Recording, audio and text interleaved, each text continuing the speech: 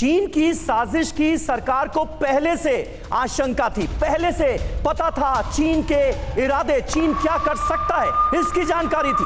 शीतकालीन सत्र के पहले दिन विदेश मंत्री ने दिया था बड़ा बयान, एलएसी पर चीन की साजिश बर्दाश्त नहीं करेंगे।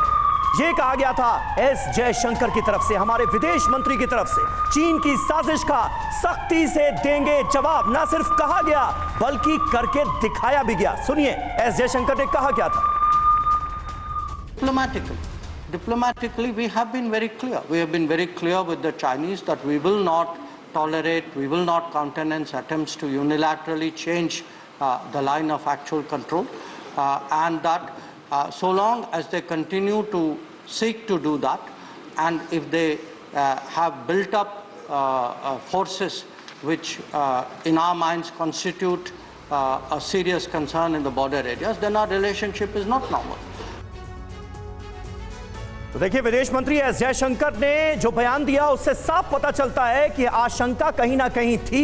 चीन के इरादे कितने खतरनाक हो सकते हैं इसकी जानकारी हमें थी और इसीलिए जबरदस्त तैयारियां की गई थी एलएसी पर। कर्नल राठौर, आप कुछ ऐड कर रहे थे, किस तरह से आप देखते हैं, न सिर्फ कहा गया बल्कि करके दिखाया भी गया, मुंह तोड़ जवाब मिला चीन को।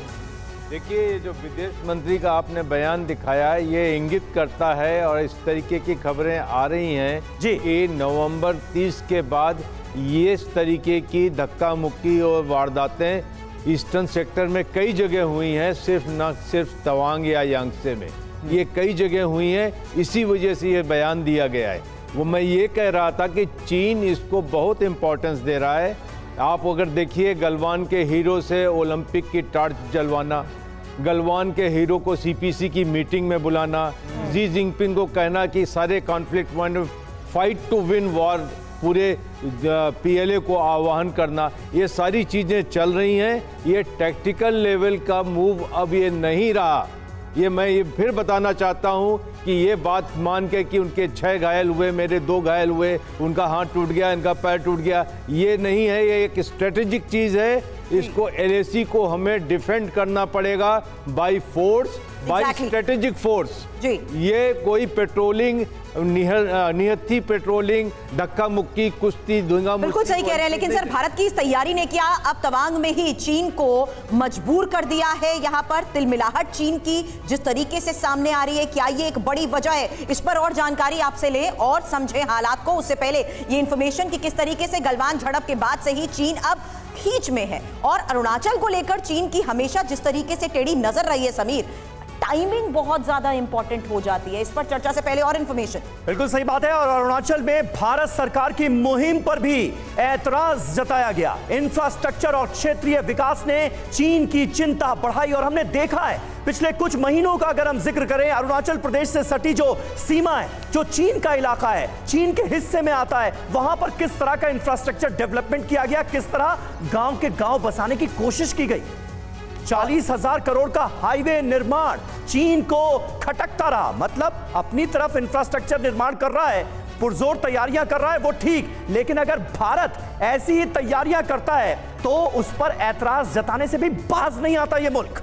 और भारतीय सेना के जिस तरीके से सड़क में निर्माण को लेकर आप बड़ी जानकारी समीर दे रहे हैं, अरुणाचल पर चीन कई बार अपना दावा भी कर चुका है और एलएसी को लेकर चीन जिस तरीके से अपना नक्शा बदलता रहता है, ये बहुत इंपॉर्टेंट है क्योंकि भारत पूरे इलाके में पेट्रोलिंग करता है अपने नक्शे के मुताबिक, लेकिन चीन की चालबाजी देखिए कि किस तरीके से वक्त वक्त पर वो अपना नक्शा भी बदलता रहता है। सुमित, मेरा सवाल आपसे यहां पर यह है, क्योंकि आप विदेश मामलों के जानकार हैं, अच्छे से पूरे एरिया को तो समझते ही हैं, लेकिन चीन की इस चालबाज का वजह क्या लगती है? क्या मौसम के मुताबिक भारत की तैयारी को परखने की वो कोशिश कर रहा था? 3-4 कारण। एक बात जो आप कह रहे हैं वो सही है कि कहीं ना कहीं चीन भारत की कैपेबिलिटीज और पेशेंस को टेस्ट करने की कोशिश कर रहा है गलवान के बाद, कि भारत किस हद तक जा सकता है। दूसरी बात जो इम्पॉर्टेंट फैक्टर बन सकता है कि भारत और अमेरिका के बीच इसी क्षेत्र में अभी मिलिट्री एक्सरसाइज हुआ था और चीन ने पुरजोर इसका विरोध किया था। भारत ने कहा कि ये आपका मामला नहीं है, ये द्विपक्षीय भारत और अन्य देशों के साथ भारत किसके साथ कहाँ ड्रिल करे अपने क्षेत्र में, ये उसका विशेषाधिकार है। तीसरी बात, जो तावांग जो है वो चीन के लिए बहुत महत्वपूर्ण रखता है स्ट्रेटेजिक, कल्चरली, और जो तिब्बत रीजन है उसको उसके क्षेत्र में अपना अधिकार को सुनिश्चित करने के लिए। इन तमाम कारणों को देखते हुए जो कुछ अभी हो रहा है वो बहुत महत्वपूर्ण रखता है।